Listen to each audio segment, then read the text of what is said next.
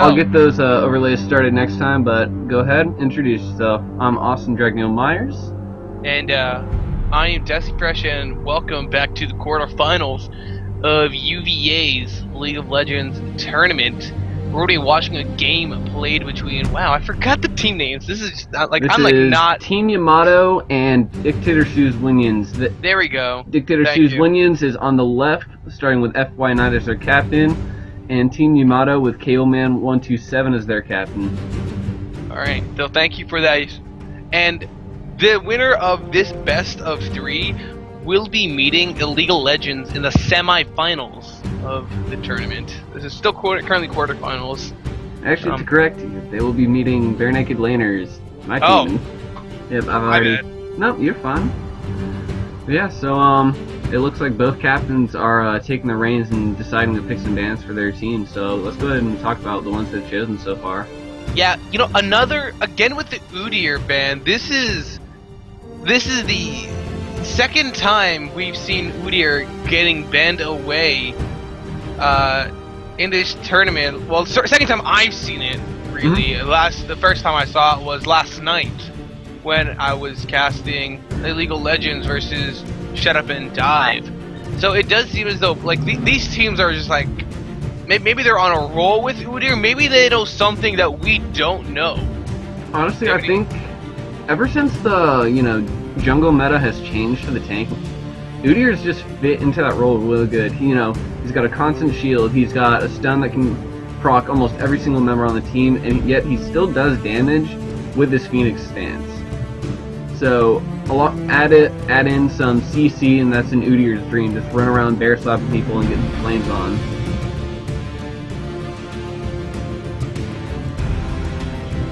So meanwhile, we have some picks are coming out. Fine Knight actually locking in the Sona. First one.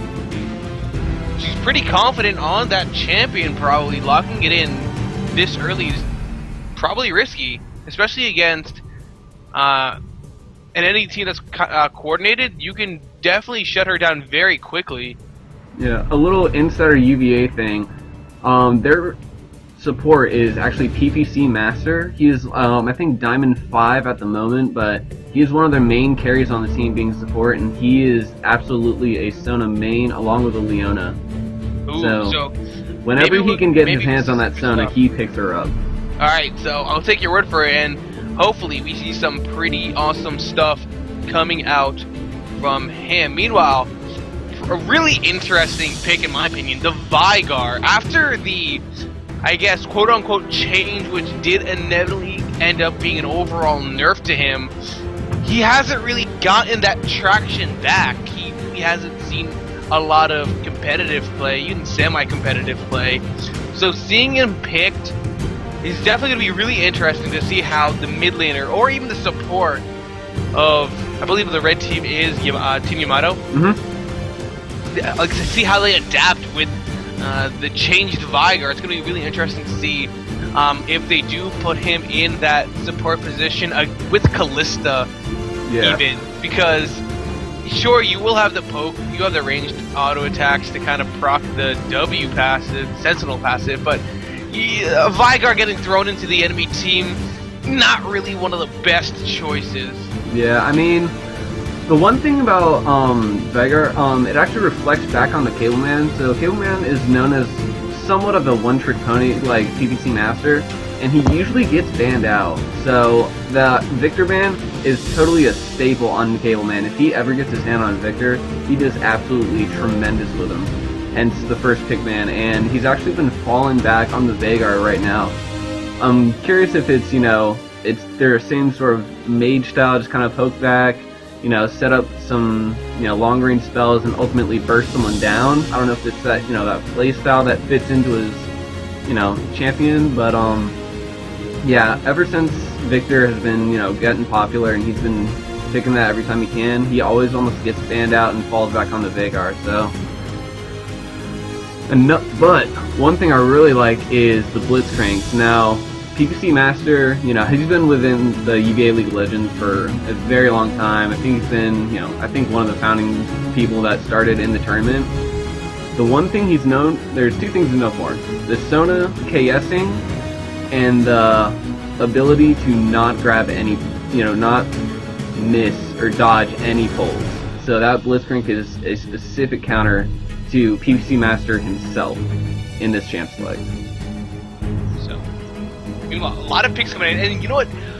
1D locking in the Gnar and Pyrex Shadow picking up the Talon. This is a really interesting team comp right now.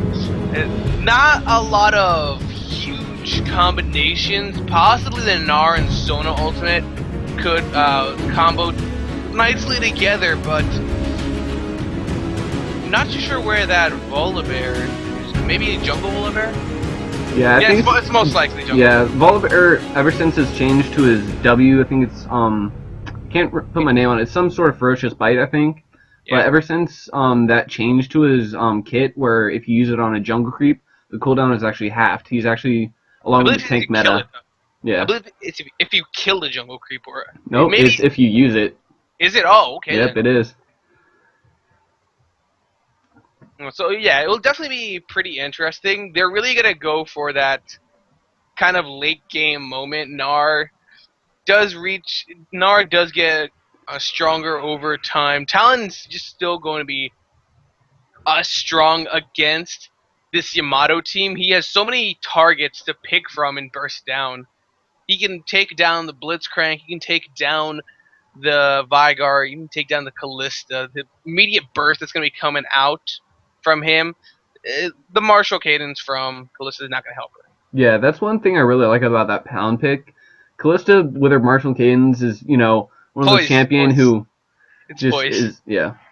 Martial Poise, I'm sorry. Yeah, no, that was my fault. I said Martial Cadence first. Well, she jumps around, and it's ultimately almost impossible to hit a skill shot. And what I really like about the Talon is he is a point-click burst. There's no, dodging of a skill shot. He jumps on you, lands his rake, and does his full combo. You're ultimately dead. Yeah, something that we can see, actually, Simus pointed out in chat. Dictator C's Winions are essentially all AD. Wandig, AD. Pyrex Shadow, AD.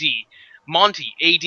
Finite, the damage that's going to be coming out from him is slightly AP, but he's just going to be building full tank. It's not going to matter. Yeah, I mean, he does offer a little percent damage with his W, but again, it is a AD champion mainly. So, I don't know. It's going to be very easy to itemize unless, PvC Master does get fed and he goes for the, patented AP Sona, as Simu says in chat.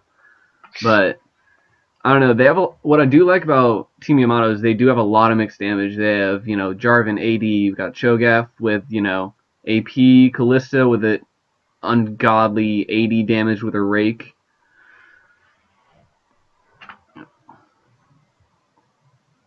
But yeah, I mean, I thought you were going somewhere with that.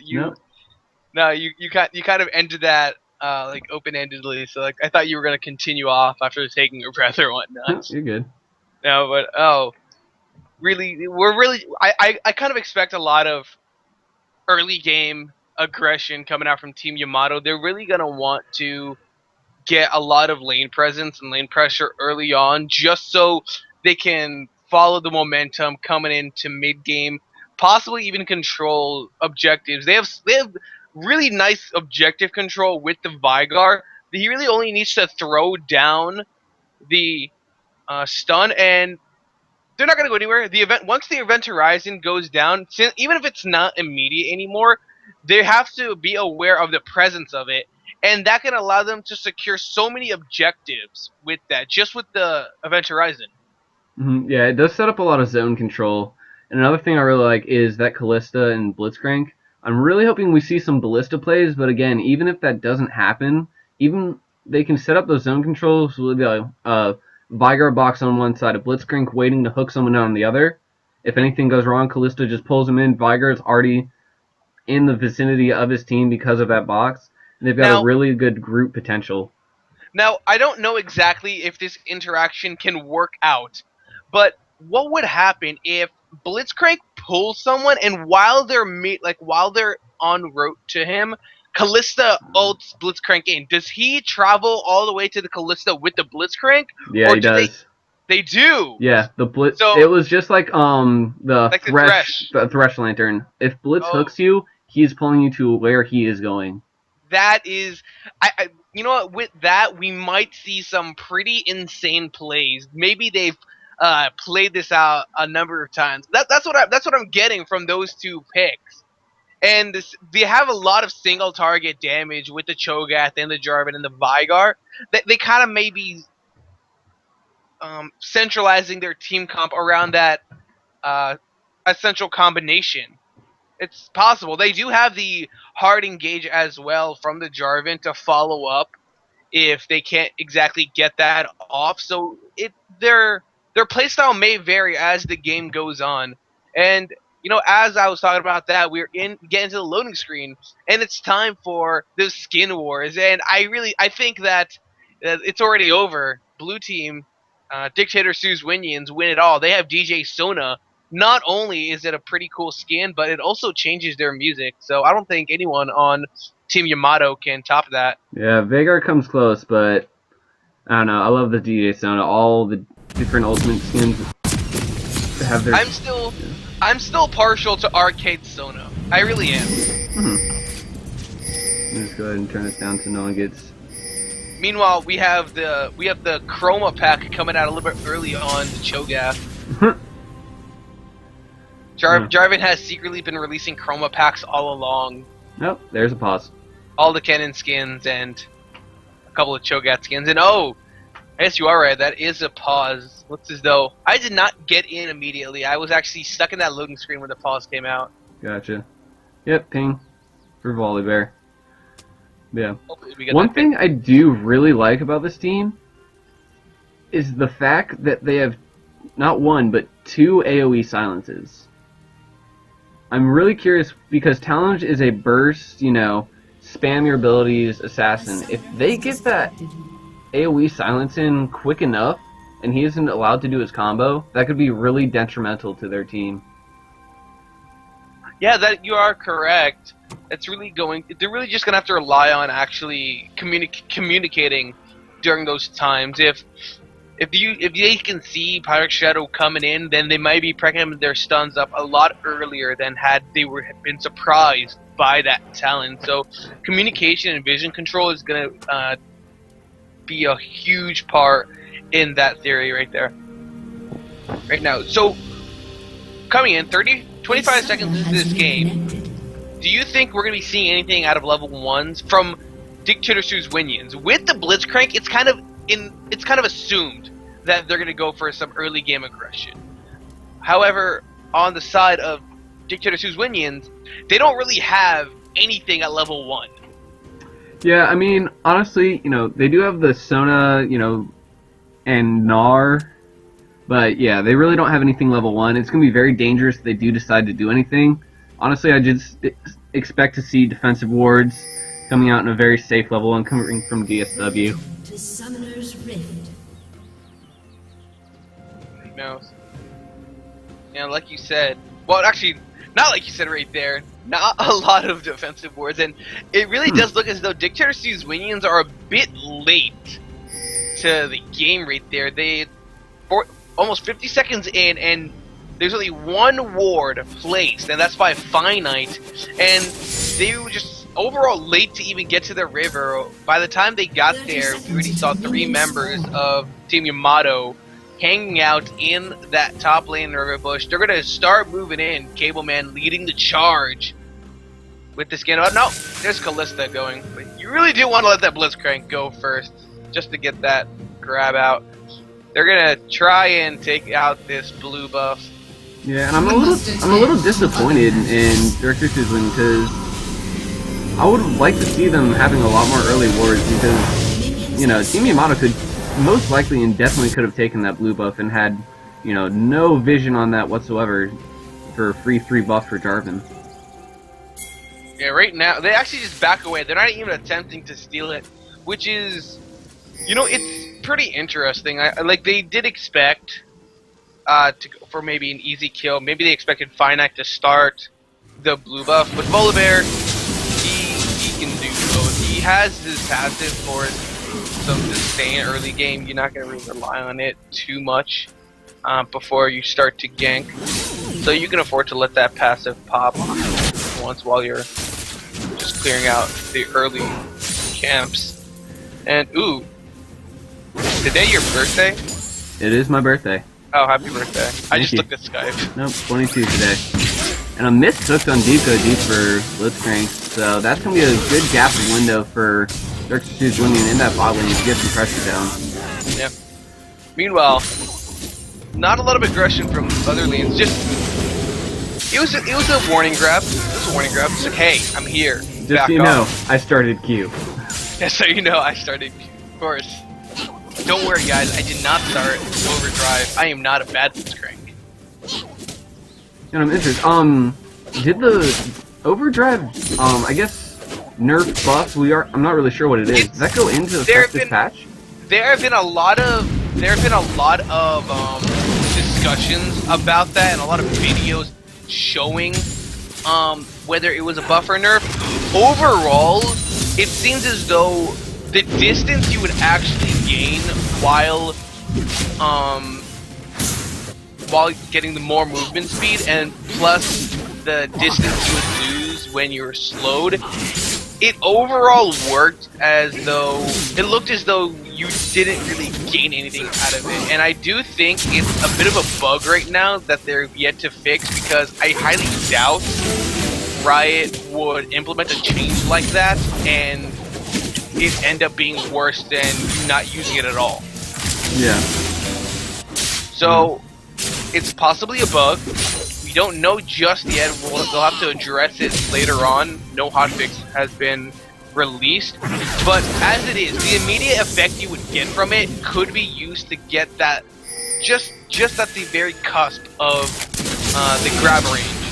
Ooh, so that's there is an immediate effect from it, which is definitely what you want to look for when it comes to Blitzcrank. Yeah. I'm a little scared for Team Yamato's bot lane. The Sona and Jinx can do a heck of a lot of burst. Yeah, they really gonna have to watch out. Meanwhile, Juan D in the top lane is getting pushed out by late September. Yeah, and I feel like that's just one of those things with Cho'Gath. If you're not playing a really aggressive early game champion, Cho'Gath will just sustain in lane and ultimately push you down and out, and you will have to recall before him without potting up. Juan D does have the bit of advantage because he has the range, and since late September is locked by that mana, he does gain it passively, but if he can force late September to just use mana whenever, use mana to try and harass, then Juan D can eventually just out-sustain him in that lane. He just needs to not get poked out. But unfortunately, there's a gank in the top lane. We do see Empan looking for something. The Rupture does not connect, and Juan D is just gonna hop away. Meanwhile, Pirate Shadow in the mid lane going in onto Cableman does put quite a bit of damage onto that Vigar, but it's not enough to secure anything just yet. Yeah, and I'm a little disappointed in Empan because as Jarvan, you were very good at an early game aggressive jungle. I ultimately would have liked to see a level 2 gank and try to secure a kill for either one of his lanes to start getting snowballing. Yeah, the Volibear can do the same sort of thing, but Volibear is going to scale harder than Jarvan does in the late game, so ultimately he's going to be a tank. Yeah, definitely. Right now, I really like the aggressive movements that PPC Master has been making in that bottom lane when Deep Go Deep has used his Rocker Grab and missed, because that's really the only pressure Blitzcrank has in lane besides using Overdrive and getting that knockup. But with the new Overdrive, Sona can just use her move speed boost and they'll be out of safety range. They'll be in safety range, they don't have to worry about anything else after that. So going with the aggressive movements, knowing when that Rocket Grab is down, really puts and a lot of Shadow goes in on Cableman, gets a good combo. Ult comes out from both sides. The Ignite going down on Cableman. Will it pop him? And that will be first blood onto Purific Shadow. Very nice trade. The Vigar ultimate doing some damage, but ultimately not enough. Yeah, that was just an insane amount of burst damage coming out around the Pirate Oh, Shadow. the This is a pick. flash, actually. Rolling Thunder does get the knockback onto M-Man. He's getting very low. That's the flash coming out. And he actually gets the knock him onto Finite.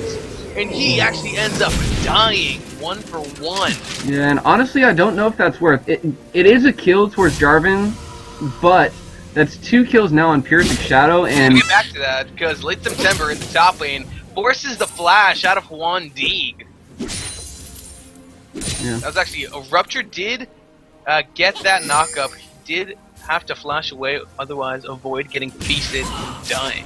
Yeah, but back to the mid lane, I don't think that honestly was worth getting that kill into the Jarvan. You know, it's gonna help him out a little bit in clears, you know, getting some golds for his team.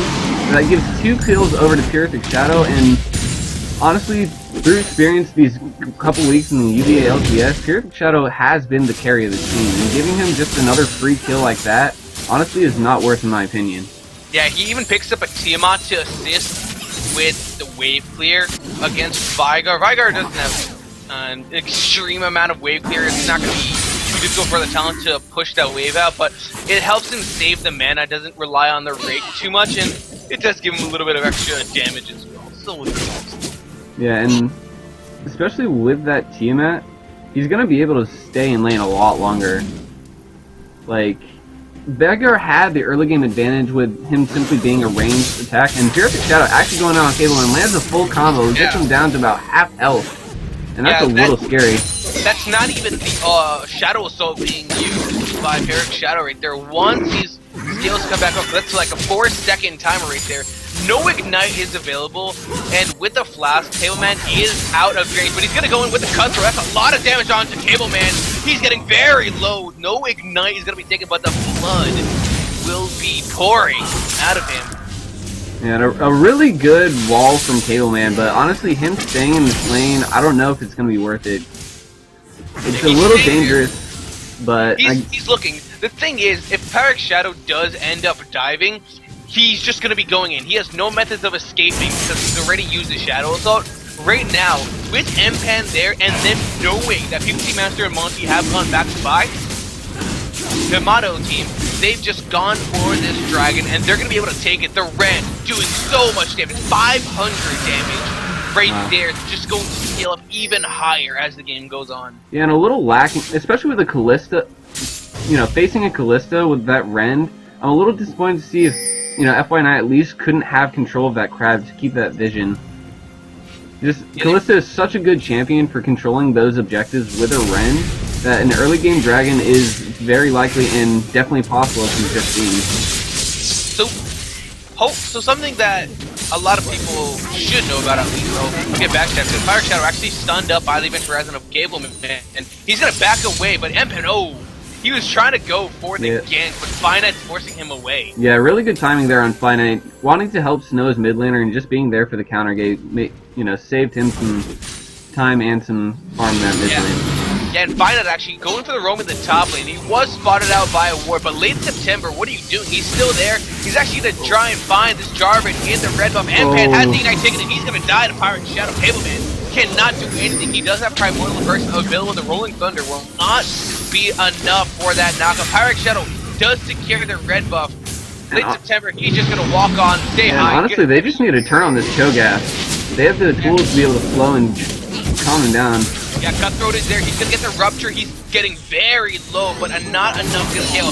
There's the stun down onto Finite. Juan D is there as well. Tailman, can you 1v3? You will not be able to. Yeah, unfortunately with Veigar, he's one of those scaling champions. You know, he's like, you know, the Nasus of mid lane, where he just needs to, you know, keep those stacks going and hopefully get enough damage on. And Pyrrhic Shadow actually going in. It's going to be really close. The auto attacks might be able to take him down. Primordial Burst is available, but he's not going to use it. He has it, and he gets the kill. He's waiting for his Baleful Strike to come back up.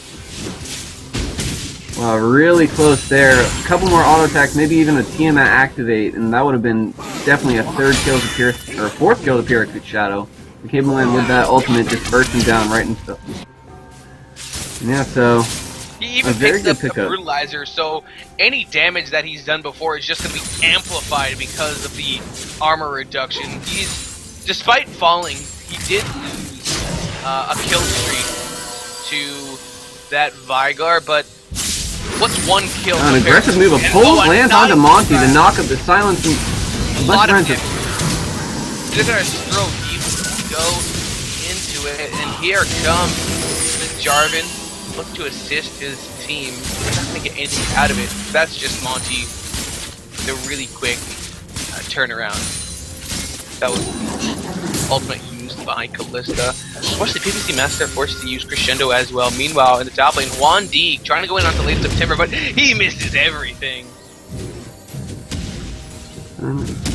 Yeah, unfortunately, that Gnar, I don't really see him being able to 1v1 that Cho'Gath at this point, because Cho'Gath is, you know,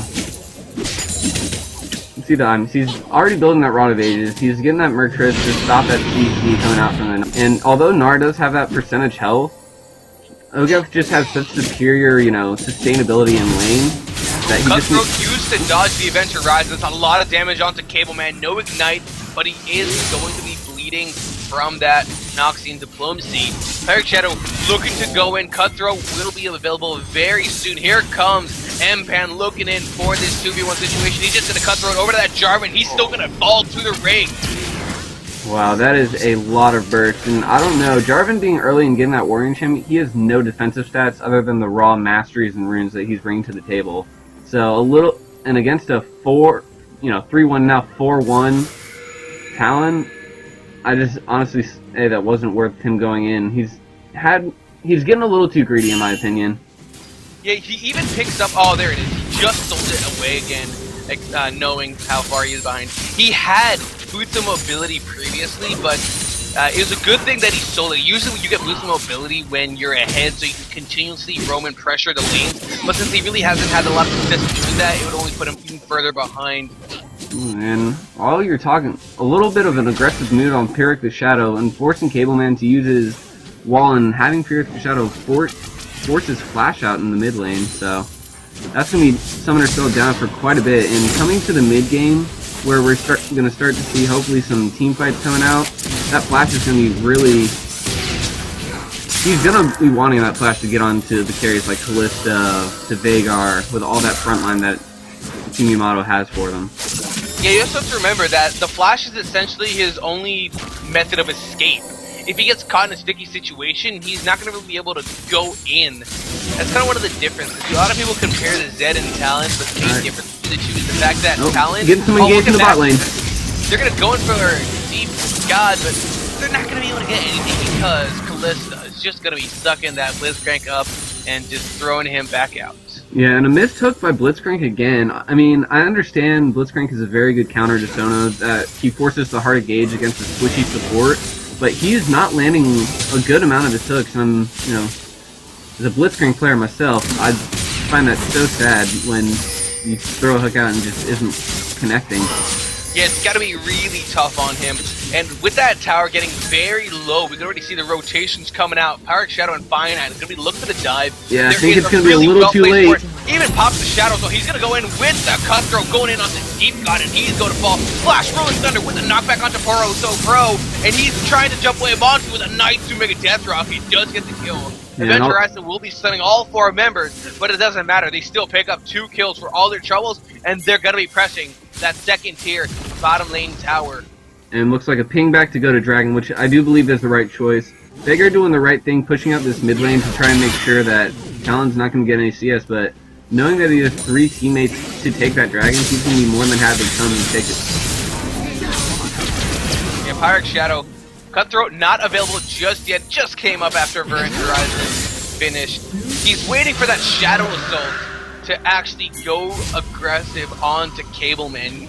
He's just not had a nice time in that lane. He's not died too much, but against a Talon that your team has fed, there's not really too much you can do. Finishes the Ravenous Hydra, and with the boost of mobility, he's going to be able to get back to that lane very quickly, but with the addition of Monty and PPC Master there's nothing that this Vigar can do. Yeah, and again, I think it does come back to Mpan being just a little too aggressive in the early game. Not really, you know, respecting the damage that, you know, the Talon has at this point, and just giving him a little too many kills in the early game. They're just going to have to farm up and try and survive this mid-game power. There's Talon going in so much damage, and a nice rocker grab is gonna knock him away. Exhaust is down onto him. Primordial Burst will be gonna kill. Cable Man gets another shutdown. Now those are the Blitzcrank plays I like to see it. Seeing a little trading back and forth, but it's... Oh, he actually transformed to Meganar. Yeah, he does have that swipe available, but he's not going to use it until late September. That does overall go even, but once they get low enough, Cho'Gath does have his ultimate to do a ton of damage. We didn't see Huan Di use his ult just yet against that Cho'Gath, so we can't judge how much damage it's going to do. But really Huan Di caught out in Mini-Gnar form. There's not a lot for that little puffball to escape to, and that giant Cho'Gath is just going to eat him up. Yeah, luckily I feel like that Hex Drinker that he did decide to invest in early. Oh, the lands! Ah, there it is. Yep, there it is. Yeah, like I was about to say, like I was about to say, the Hex Drinker kept him alive at that point, knowing that Cho'Gath wasn't going to be able to, you know, all in him at that point. Good investment, but just getting a little too close. Warning. Not able to clear out that pink ward, and he even picks up 2 bracers right now. So we can most likely assume he's going for Warbogs as his first item. A lot of damage onto Poso Pro. That's a good amount of burst, and that was what I was talking about. The Sona with the empowered auto attack that gives herself and her lane partner that base AD on top of the auto attack that she already gives is just going to be insane. Yeah, right now, Team's turret has been we're getting into that slump where teams don't exactly know what to do right now. Towers have fallen, and with a talent that's this fed, what Dictator Sue's Winions, it's good if they stay in laning phase, but it's still good if they just try and end laning phase and go into mid game where they can just start rolling through team fights. There's not a lot of lockdown on the side of Yamato. They have to focus so much onto him. There's a lot of silences, but Pirate Shadow can easily dodge the lockdown that's coming out from this team. It's not guaranteed lockdown. No. And a good rotation by Team Yamato to, lend some support in this mid lane. But unless something happens, Blitzcrank, this is the time when Blitzcrank needs to land a hook on a carry. So that, they can grab CC and burst them down. 1D again, late September, trying to duel out for a ward with the rotating of the rest of Dictator Sues. They're just going to be there at the top lane and take down I really like this rotation on Dictator Sue's Linion. Late September, being Cho'Gath, he's going to offer wave clear, but I don't know if it's going to be enough. A good amount of damage landing onto him with that Rupture, but yeah. you're going to feel Meanwhile, Pirate Shadow in the mid lane, he's going to try and deal with Poso Pro. If they can force the Kalista away from the fight, they can easily start going in. Monty getting very low, needs to be careful. There's M-Pan, he gets this kill. No, he doesn't. The flash coming out, keeping him alive. Meanwhile, Fire is hanging up 3 members of this Dictator Zeus team. The Yamato team, and he ends up dying to late September. Huan Di not in Mega form anymore, and he's gonna fall. This is gonna be a double kill for late September. 3 members. And they're still gonna continue it. Falling. Huan Di, can he survive? It doesn't look as though he'll be able to. That's the knock up, the Rupture and an auto attack. Ruby giving M-Pan the kill. PvC Master, the last surviving member of his team. What an insane turnaround. Yeah, and I'm really hoping to see what they do with it. It's a really good flag and dragon.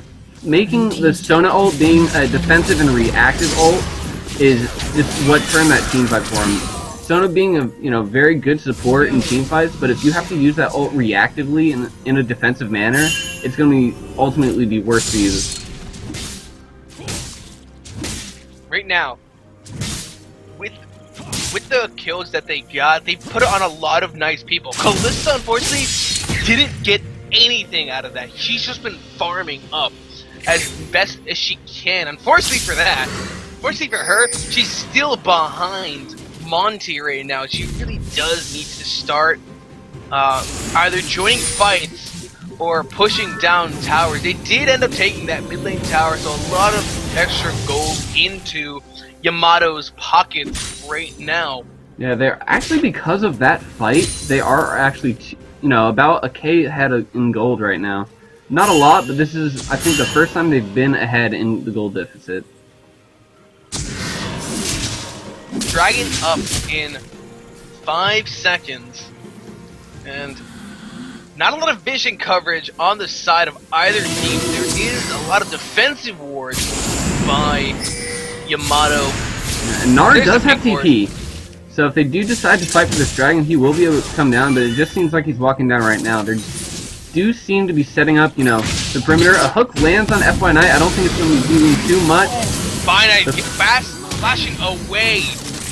Just surviving, but that may force them away for now. The rest of Dictator Sue's minions, they're going to be coming in. There's Hellman with a really aggressive event horizon. He doesn't get anything. And that's what I was talking about. The zone pressure that it provides can force away an entire team. And there's the Dragon. They're starting on it right now. Yeah. There's late September, zoning away the rest of Dictator Sue's minions. They cannot get in time. This Dragon is going to be falling, and it's going to go over to Team Yamato. Yeah, I think it's a little bit of misplay. Since they had already given up that zone of control, I really would have liked, especially with the Jinx and Talon, who's already fed. That's a lot of AD that you can press onto this second and, you know, mid tower. They honestly could have probably traded the Dragon for that tower and probably, you know, at least equalized in gold / pressure. Right now, they've kind of, like, after the Dragon dance that came out, both teams have just dispersed. They're not really going for any set objectives just yet. And what's really unfortunate is that they've given the Dictator Sue's minions, they gave up on the Dragon, but they didn't even try to pressure a lane out of that. They just essentially gave up on the objective and let everything else go, which is something you really cannot afford to do. Even later on, as this game progresses, if they lose advantages like that, they're really just setting themselves up to lose.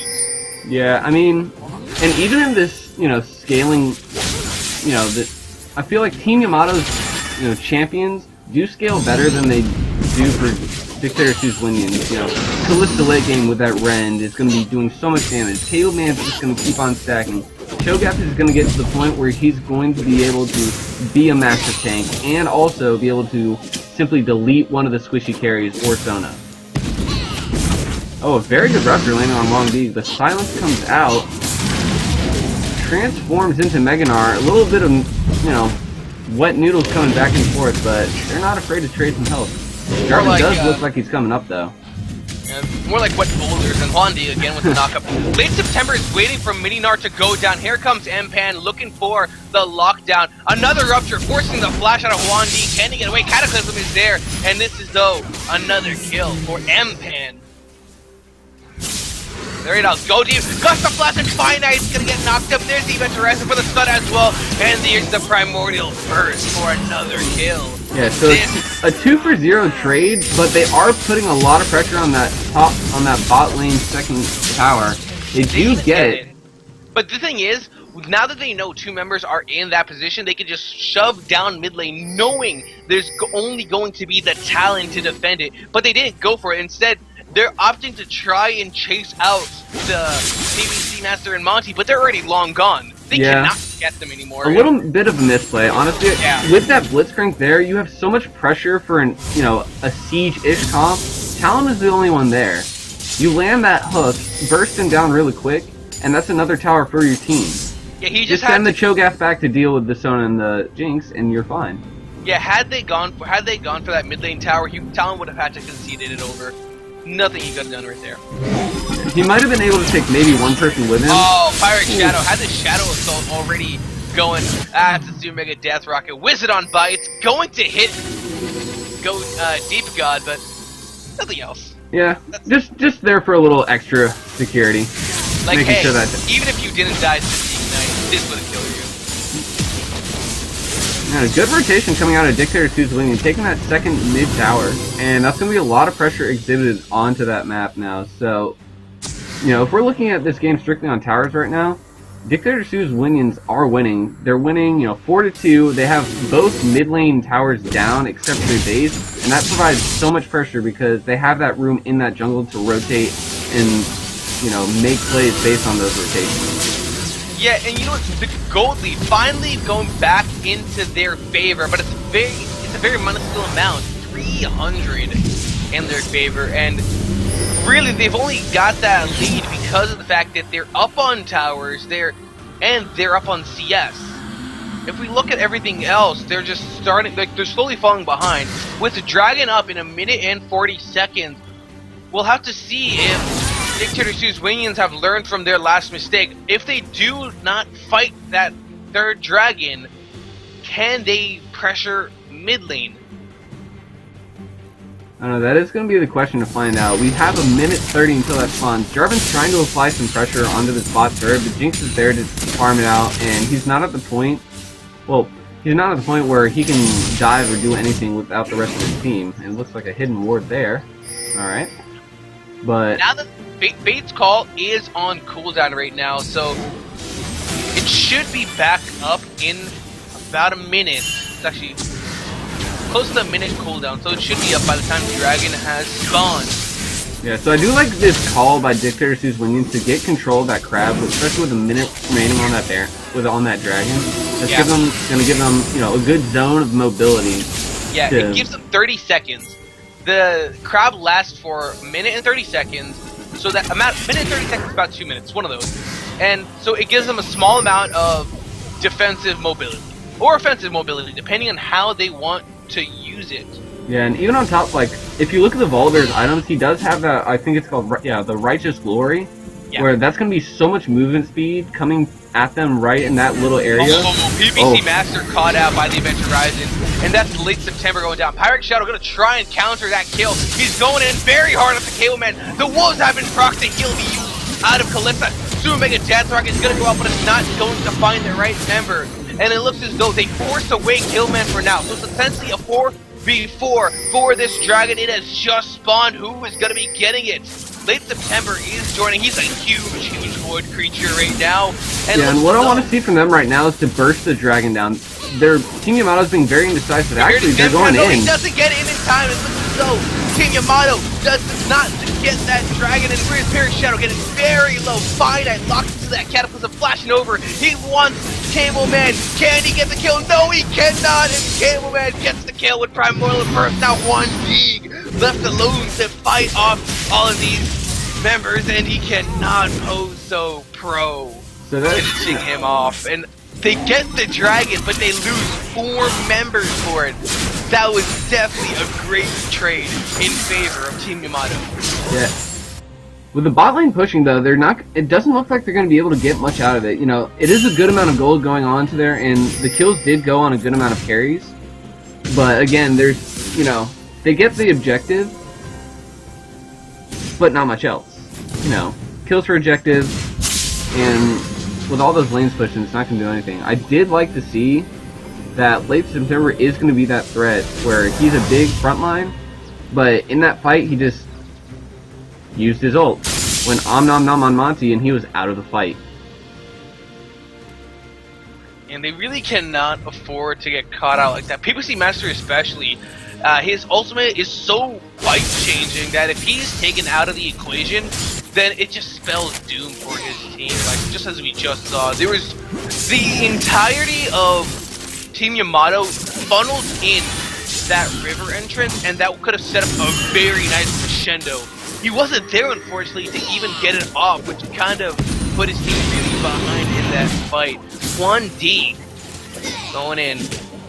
Doesn't get anything. And it really wasn't a great trade-off. They lose the Sona, and they try and they got Viger out of the fight. They didn't even get Viger. No, they didn't even get Viger. He didn't get bursted enough quick. Yeah, and the thing is, I'll get back to that because Hillman getting very low by Pirate Shadow. They're not able to lock down anything, but there's a flash rolling. The PPC Master gets the kill on Hillman. Now they're going in to keep God. Now, Mpan trying to tank up everything, but it's not enough. He's going to still fall. The Rupture trying to use it, and he's actually alive. Late September, shutting down PPC. And right now, that's actually a double kill onto that Cho'Gath. 4 kills for 2 in favor of Dictator Sue's minions. Yeah, and Cho'Gath being out of that fight was really a bad thing for them. That allowed them to have almost no front line. Jarvan's not too tanky at this point. And with Cho'Gath being back in the base like that, they were just you know, it was a 4v5. Sono was able to get off a great ultimate onto 2 or more people, and now they're going to be able to take that first inhib and get super minions spawning. Take that inhibitor, and they'll just back away. Gold lead is still fairly close, only 500 in favor, 500, 400 in favor of Team Yamato. Big wave in the top lane. Just gonna be seeing Empan clearing that out.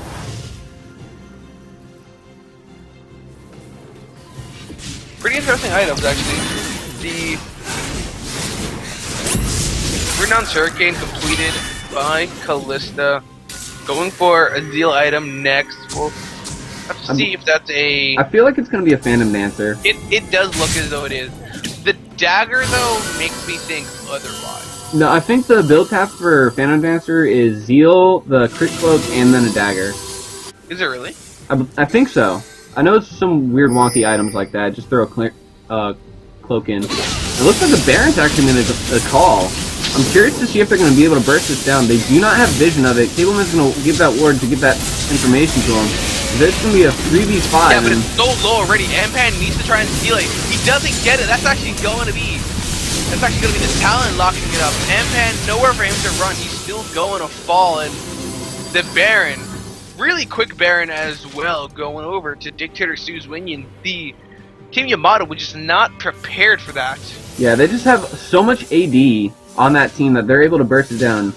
And I believe what called it was Callista and Blimps were actually in the bot lane clearing out a minion wave that made that call go in for Dictator Sue's Winion. It's a very good call, and now they're going to be able to sneak onto this tower.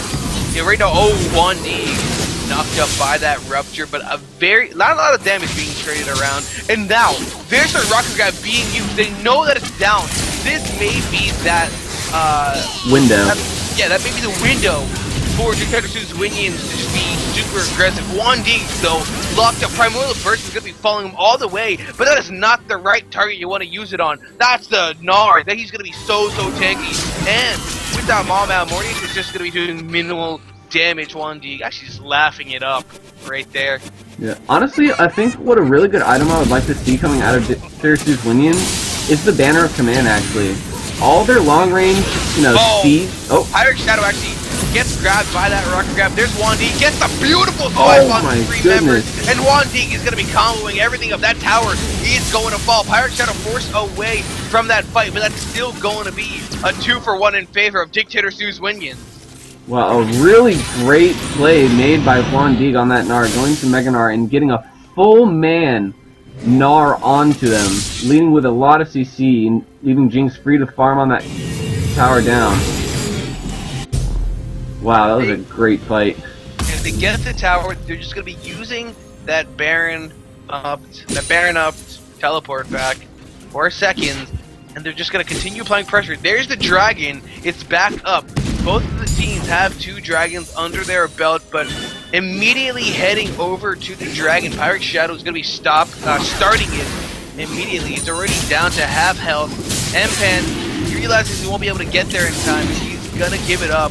That's the 3rd dragon going over the team Dictator Sue's Winion. Yeah, like what I was about to say before is I would really like to see a Banner of Command coming out for Dictator Sue's Winion. A lot of the long wave clear for their team is AP. Cho'Gath with the Rupture and the Silence. Cableman with his, I forget what his Q and his W.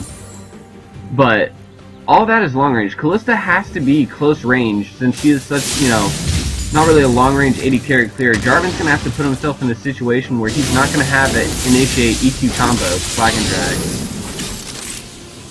And honestly, that would just be such a good item with this Baron buff, or for future Baron buffs, to be able to help siege down towers. Yeah, it just ended as you said. They could help, they could see through that Baron buff. But the rotation is just so late by Yamato that they end up losing that inhibitor tower. The inhibitor is taking a lot of damage as well. Pirate Shadow actually caught up by the Event Horizon, and he's gonna not fall just yet. We have Finite going in very hard, just zoning away the Kalista for now. PBC Master gets a nice crescendo, but Empan going in and he gets this 1 kill, and there it is, Juan Deek finally getting into that Mega Gnar form. They forced away the rest of the team, and it's just gonna be Finite again dying for his team, while they pick up 2 kills onto Pozo Pro and Empan. Yeah. I was honestly surprised F9 was still alive, but just showing that Volibear this stage in the game is so powerful that he's able to, you know, be bullied by 3 guys and still maintain that distance for his team, giving Jinx and Talon to have all the free time they want to do all that damage. In these fights, he's essentially been the sacrificial lamb for his team. He has ended up dying almost all of those team fights, and his team just ends up winning as a result of that. They put so many resources into taking him down. He goes so far into the back line trying to just force the Kalista away. He ends up dying the majority of the times, but the time that it takes for them to kill him, Kalista has been out of the fight. And since they don't have the consistent damage coming out from their AD carry, they just aren't shutting down the rest of Dictator Sue's minions. Juan D is just gonna get so strong in those team fights, especially when he's in Mega Gnar form, that they need that damage to do it. Alright, well, we got a pause coming up. Probably to see what it is.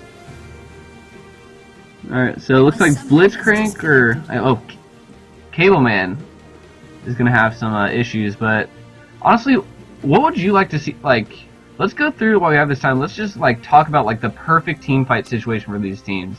In my opinion, for Team Yamato, all they need to do is group in a big ball. Cho'Gath being already huge, you know, it's a little cheesy, but he's big. If you have your carrying sitting right by him, odds are you're probably going to click Cho'Gath, and they're going to have so much peel for Cableman and Pozo Pro. The thing is, recently I have taken a noticing that Pyrex Shadow has been very aggressive with his engages. He's actually been engaging without his team immediately backing him up, and that could come bite to back them.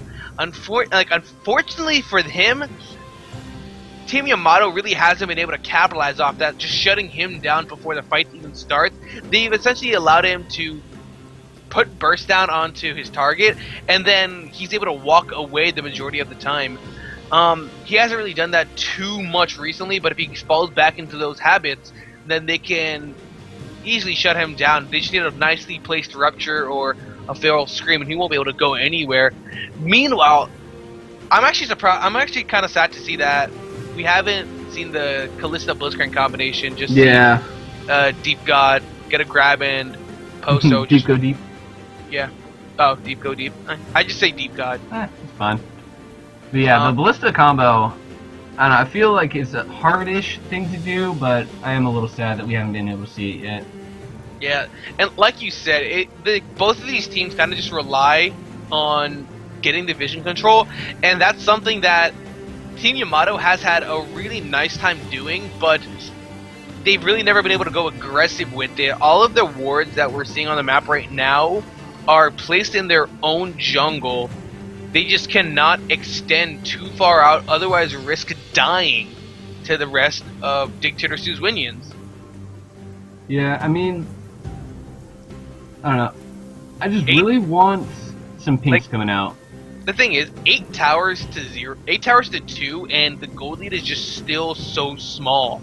They're not by any means out of this game, but if you were to just look at the map, and if we were to see the gold from both teams, then it looks pretty bleak for Team Yamato. We know though that they're not really that far behind.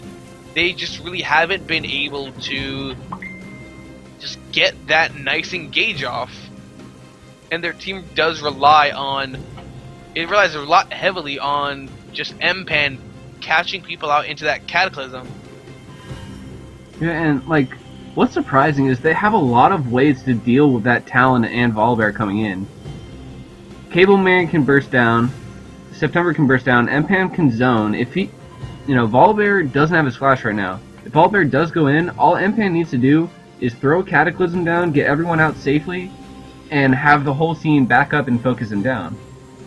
That's one thing I feel they haven't been able to do. They keep getting so discombobulated in this fight that, you know, FY Knight is able to fight 3 people out one time while his carries do all the damage to their front line.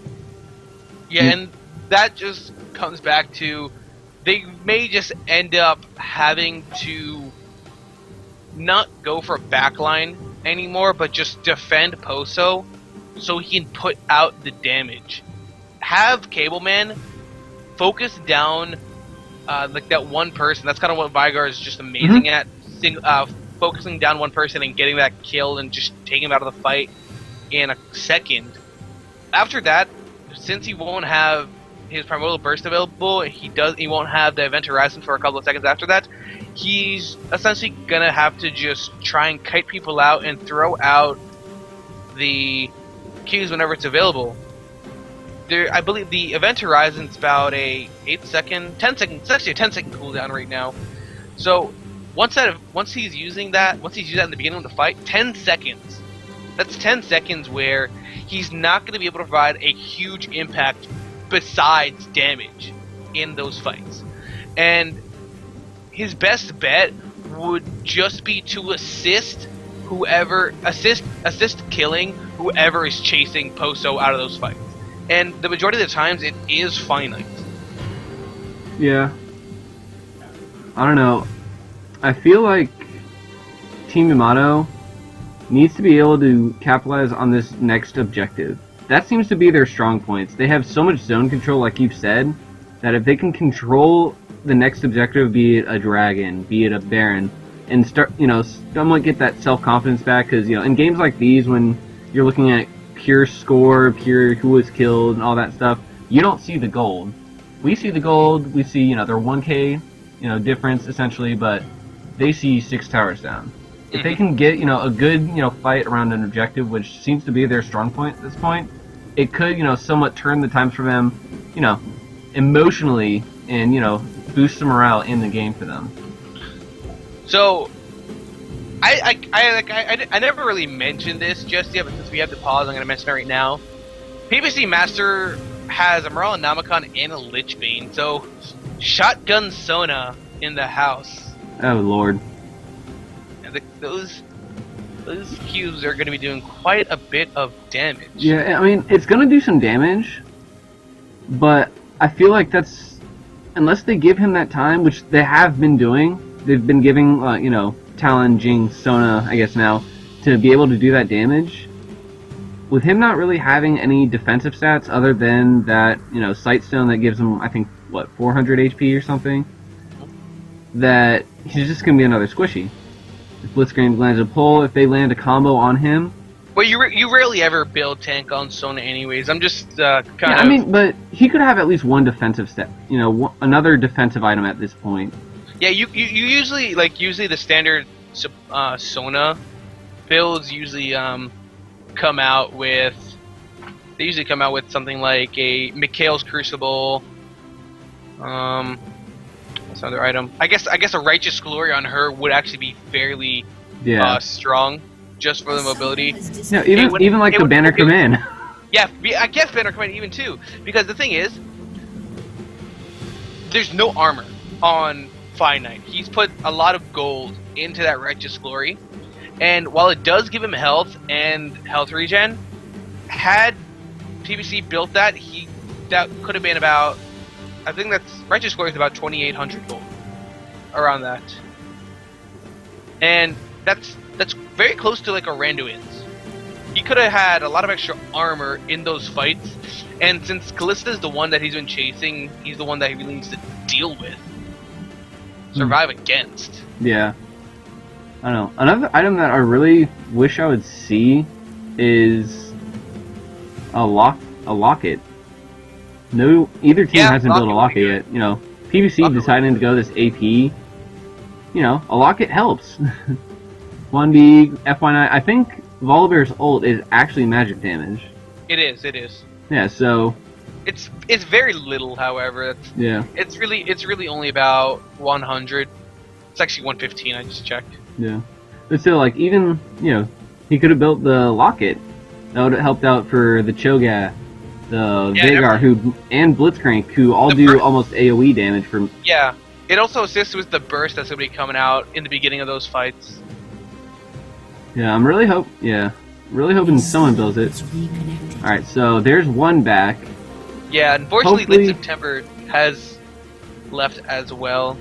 Yeah, well, there is a 15-minute pause rule for each team. I really don't want to hope That'd be to unfortunate. enforce that, but That would be unfortunate. 15 minutes, that's actually really long. yeah, because you get half an hour of pause time per custom game, so Yeah, we yeah. each allocate 15 minutes for technical issues because college internet is OP. Yeah, I can imagine. I remember a couple of weeks ago, I think it's like 2-3 weeks ago, Rutgers, school I go to, Mhm. was having essentially like an esports tournament. So there's like League, Dota, CS:GO, Hearthstone, StarCraft, and all that. Yep. And the finals ended up being around the same time that Rutgers was being DDoSed for like 3 straight days. Huh. So the finals came, and the only games that were able to be played were the ones that have an offline mode. So essentially, all of the games except League and Hearthstone. Rip. So it was pretty annoying. It just shows how League really needs an offline mode. Yeah, especially for like custom games like this. Yeah, that'd be really fun. That'd be really fun. Rito, please. So please. I mean, all the files are already on your computer. Yeah. Like, you just need a computer good enough to handle the game, and like most desktop these days have that capability. I know I can run like a Dota game on my computer, like a LAN Dota offline game on my computer. Yeah, I'm one of those guys. I'm one of those guys that plays both Dota and League. I'm really bad at Dota though, so That's why you play League. yeah, that's why I play League to make myself feel better. But I'm OP Bloodseeker though. I went like 1-7 and 10 yesterday. I don't play Dota at all. Yeah, no, I just re-downloaded it. I just like play it to play with my roommates. Okay. No, I Like, just got they beta play- keys for yeah. Hero of the Storm, so hopefully Yeah, I'll that's get into that. That's a fun game. I'm like level 32. I got in like during like pre-alpha. Damn. But I just like never played. Yeah. I also got Elder Scrolls Online open weekend for this weekend. If any of you You got are. You know how Elder Scrolls Online is going free to play? Is it really? Yeah, it's going free to play. So anyone who had previously signed up, like I was a beta tester for it, I just randomly got this email be like, "Hey, so your account's been reactivated and you can play Yeah. this weekend." Yeah, I was wondering, like, I got that same email, and I'm like, wait, what? I don't remember doing Yeah, I was this. just like, "Oh God, someone hacked me and stole my information." That's playing. That's what I thought. But like, okay, so it's going free to play. Like, what do we get from that? Do we get anything? Like, what happens to people that paid? I don't know. That was I just did the beta. I didn't pay. Yeah, Yeah, I no, didn't pay. I did not. But like, I just like, it was a good game overall. But I'm assuming you heard about like the initial like, I guess market crash that happened when it was released. Oh, just in the nick of time. I see you reconnected. Hopefully, late September gets on because he has 50 seconds. Let's see. Okay, Flash Nub. What were the bands? Let's try to remember those. It was an Udyr. It was Victor. and a. Yeah, because they're gonna have to unpause in a second. Let me see if I can consult the stream. 15 minutes a loss unless the other captain agrees playing. Where the bands? We'll have to see. 20 seconds. Neither computer died. Maybe we'll have to see. This is quite unfortunate. 10 seconds, and we'll have to see if the pause if the game does unpause in 5, 4, 3, 2, 1. 14 minutes and 58 seconds. Huh. Well, let's see. We'll wait it out. Yeah, I mean, it's I'm the finals. I don't How about a vocab lesson with Desi Fresh? You can- Gamchol is hi in Hindi. Ah, Yeah. You learn something new every day. very nice. This just happened to be how to say hi in Hindi. Yeah. How do you say hi in your language? My If you language. have a mother tongue. I'm English. You're English? Yeah, I I'm. mean, your I'm parents must have come from somewhere. Yeah, I'm as white as they come. I'm like Ireland, Oh. Scottish, England, just Caucasian in the finest. No, I don't have any interesting in my ethnic background. Ni hao is hi in Chinese. I did know that. Yeah. I took Chinese and Did you know annyeonghaseyo is hi in Korean? oh, you know, I've always wanted to learn Korean. I I'm really do. I'm actually going to be taking some classes for Korean, so Pretty cool. yeah. Maybe I should like Yeah, I so kind of 15 I want minutes to is up. learn I want to learn like German and Korean. And it's like people always ask why, and I'm like esports. Yeah. Alright. 81, 91. Alright, so Zach, I assume, is late September. Probably. Come on, buddy. A summoner has There we go. There's a We reconnect. might be able to get a game again. He had a Windows update. Guys, this is the reason why you turn off Windows Update. I cannot tell you the number of times my ranked team's mid laner has left because of Windows Update. Alright, well, we're finally back into the game. Thank you for updating your toaster, Cho'Gath. Oh no, Windows even on a fast computer, Windows Update takes forever. True. I reset mine every night. I Alright. don't do that actually. Alright, well, back to the game. Yeah, Deep God, his back has been stopped by Juan D. And oh wait, wow, I am stuck in one position. There we go, camera. Meanwhile, Firing Shadow going in very far. He pops his ultimate and that Youmuu's Ghost Blade. They really want this inhibitor. Top lane is pushing in their favor, and his bottom lane, they're gonna have to deal with both of those lanes at the same time. And once that top lane wave crashes into the tower, that's when they're gonna make their move onto the mid lane inhibitor. Yeah, One, 'cause- however, is in Meganar form, so now they're at a bit of a disadvantage. Yeah, they have super minions pushing the bot lane. They have a massive mid wave in the top lane. And they have an open inhibitor. They're gonna have to send at least one person to each side. Purific Shadow, you know. Going there right now, they're gonna have Mpan to deal with him, but can he do anything? Meanwhile, in the mid lane, we have a fight going down. PPC Master PPC getting Master- taken down oh. very quickly by late September. And this is when they wanna fight. Pulling thunder, and there goes Monty going in very hard, sidestepping with Primordial Burst. It's almost gonna force him out of the fight. There's Finite. He's still alive after all this. Super good Death Rocket is gonna go Wizard on 5. Hoso Pro gets the kill. Meanwhile, there goes Mpan trying to go for Monty. The flash is coming after him. The zap will connect. Jarvan will not be able to get it into him on time. He doesn't have flash, no cataclysm as well. Monty should be able to get away, and that's going to be 3 members of Dictator Sue's minions falling to Yamato, and now they're going to be pushing down that mid lane, and they should definitely be able to get a tower. Yeah, and that's exactly the kind of, you know, team fight style that I said that they needed in order to win these team fights. Volibear goes in, they, you know, Cho'Gath deletes a squishy, Volibear goes in, and they just back off and focus that frontline champion. And now, Baron has spawned. We're going to be seeing Team Yamato go for that, and they should definitely be able to get it. 2 seconds still down onto Finite. He's not going to be able to get there in time. We already see Juan D making his way to that position, but he's not going to be able to do anything about it.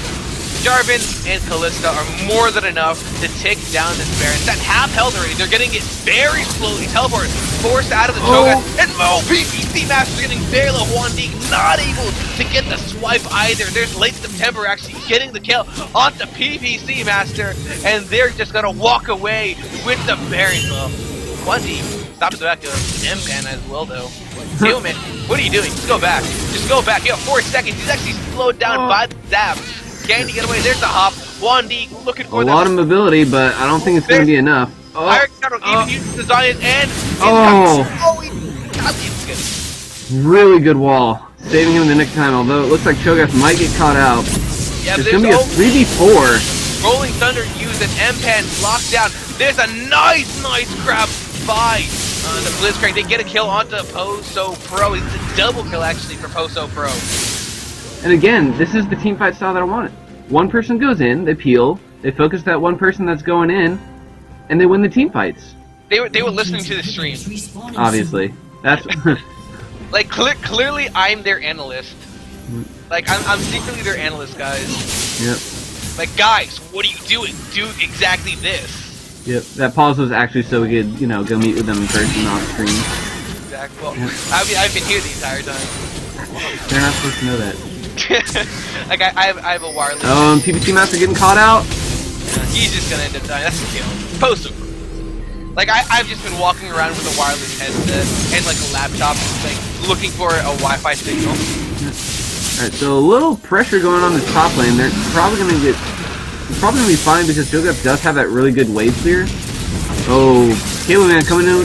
Oh! Not able to get away. He's gonna die. That's Yep, he's going down. Bit of damage. Wandig should be able to escape. Oh, really nice rupture silence. Yeah, he will not be able to get away. He's just gonna try and turn on to Kaleman, flashing out of the event horizon.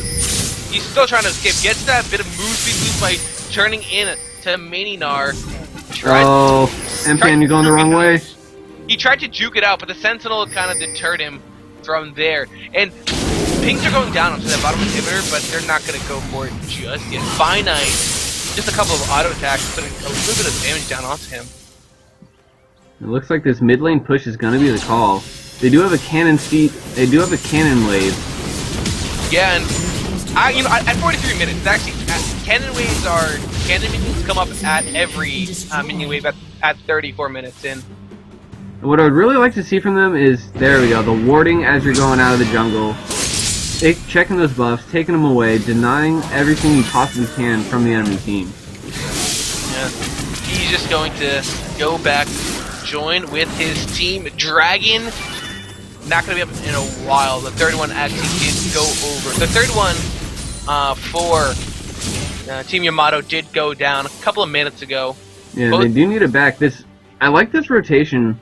Yeah, but the thing is, look how far back Monty is from his team. He's nowhere near there, and if they go too aggressive, they could end up falling. There it is, PVC Master forcing the flash out of him, and Pirate Shadow, now he's caught up by the Cataclysm. He's still alive after all this. Wandig now forced away. Now they're going to set their sights onto Finite.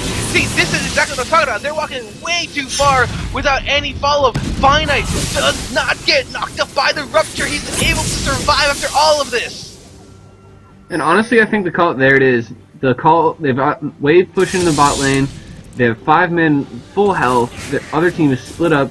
Allen's in the top lane. They need to make this strong move with this massive wave down bot lane.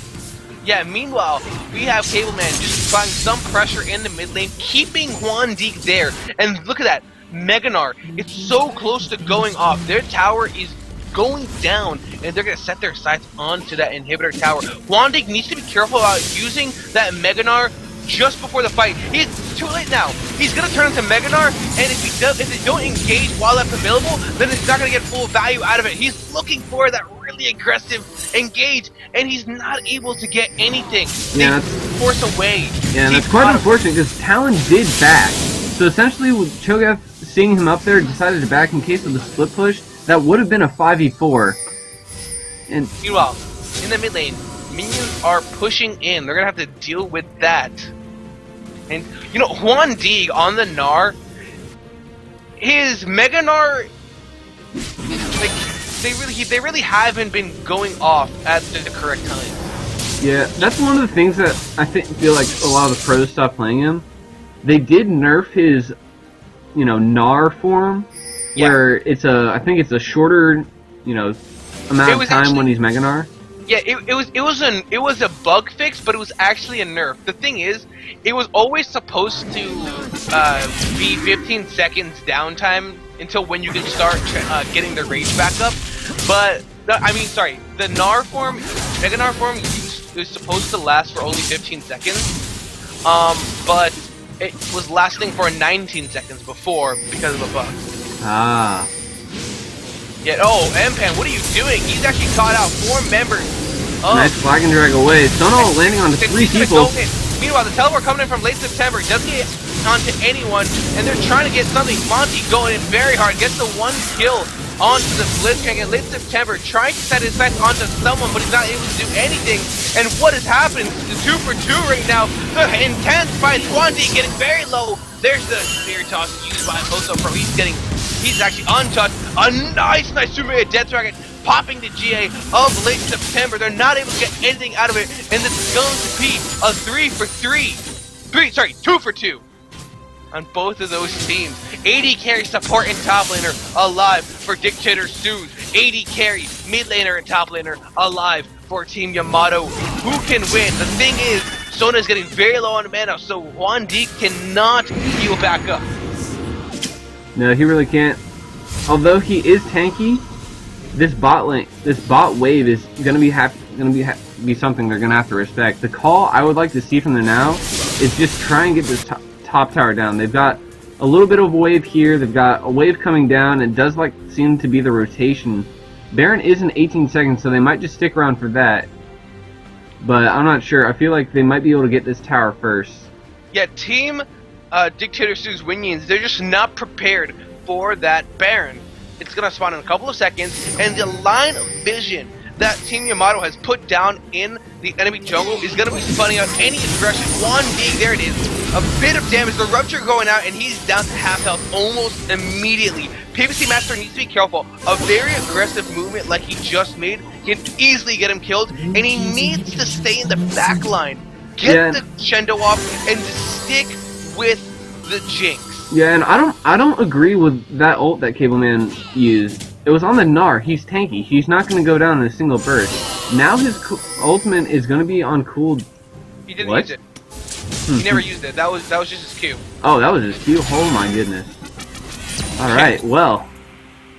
He has a lot of AP then. Yeah, Juan D now actually caught out. Going the other way, Rupture will not connect down onto him, but they just can't go past. There is a Mega Gnar form being popped, and now they have to engage. The window of opportunity they have is slowly shrinking. It's already down to half. They're not going to be able to engage after this, and they're going to have to wait a couple of seconds before they can use it again. They force away Yamato team for now, but they have no methods of clearing out that vision. They're not even using their methods of clearing out vision. One sweeper used in that Baron pit. They're going to have to start clearing something out. As it is, Yamato have full vision of Dictator Sue's Winions. Wandig, getting caught out again. You cannot make an aggressive form, especially with that Mega Gnar being almost available. A Rupture is going to find Peric Shadow, but it's not going to do anything. Meanwhile, Monty is in the mid lane. What are you doing, man? Another rock grab, barely missing Wandig. He is playing with fire right now. Meanwhile, in that top lane, a huge minion wave is gonna force that Jarvan to clear it out, and this is gonna be the Baron started out by Dictator Sue's Minions. They're gonna try and go for it. Wandy taking so much damage. Mega Gnar form is almost available. Can he go for it? Late September knocked up by everyone, and that's a nice swipe on the Posto Pro. They do get the crescendo as well, and a huge burst of damage coming out from Monty. He's still after all this exhaust onto M-Pen. He's trying to get this kill onto the Jinx. He can get it. M-Pen is gonna be getting this kill. PvC Master trying to survive, but that's still gonna be another kill going down onto the Jari. Double kill for him. Meanwhile, they've already lost the Kalista. They've lost the Vigor. They've lost the Cho'Gath. Can they defend their base? That top lane wave has not been cleared out properly because it's just pushing down, cruising, and crushing into that top lane tower. They're going to set their sights onto the mid lane inhibitor. They're also going to go and take that bottom lane inhibitor. We can already see M-Pen, he has to ignore those two. He has to ignore those two inhibitors because he's going to try and defend that tower. Peric Shadow's going to make a hard move. Gets the tower as well. Now M-Pen, he's trying to escape. Finite and Juan D are going to be dueling out this Jarvan and Blitzcrank. He just killed Talon. Gets the kill. He is so goddamn strong. And Finite and Juan D, can they get this Jarvan? Rolling Thunder is going to be used as well. M-Pen still surviving. EQ combo getting him out of kill range. And they does survive, and they only lose one inhibitor after all of this. And you have to know that Talon's gonna be down for almost a minute. Although they so might get this inhib, yeah, they're gonna get that, but everyone is up right now. All they have to do is rush Baron, push down a lane, and I'm not sure if they're gonna have much to be able to respond to that. Oh, Quan D! He is so slippery. He's surviving after all. I want to see the Flash Cataclysm. Nope, just hopping over that Nope. wall. Flash still. Flash Cataclysm. There it is. There it is. Quan Dig, now that he's down 80-second death timer onto 51 seconds. 51 minutes into this game, and he is not going to be available for the next fight. That does force late September to try and defend This the is a bad situation though. Deep Deep's getting pretty low. So low. A couple more auto attacks. Zooming a death truck and getting Monty the kill. They sent their sights about the post over. He has GA, but it's going to be popped by Finite. Rolling Thunder. Now Cableman. Can he survive? He does try Boiler's Burst, forcing Monty away for now, but he has GA. Nothing to be scared of. Monty gets a kill. Gets excited. And 3 members of Team Yamato are down 70 seconds, and this could end up being the game. M-Pan is low. He has to walk that long way to the base. The inhibitor in the bottom lane is going to go down, and this may just be where Dictator Suzwinian takes the first game of the quarterfinals of UVA. I just didn't agree with that. The whole reason of their team comp is to burst their carries down. Cableman wasn't there, and late September was up clearing a minion wave. They didn't have that immediate deletion. Pirate Shadow taking to that tower. He's trying to survive against the Cho'Gath, and he does end up doing it. M-Pan forces the GA off of Monty, but he's just going to back away immediately. That Nexus is exposed. Quan D, PPC Master, Monty, they're going to be channeling down, and they get it. This is going to be Dictator Suzwinians winning the first game of the quarterfinals after 53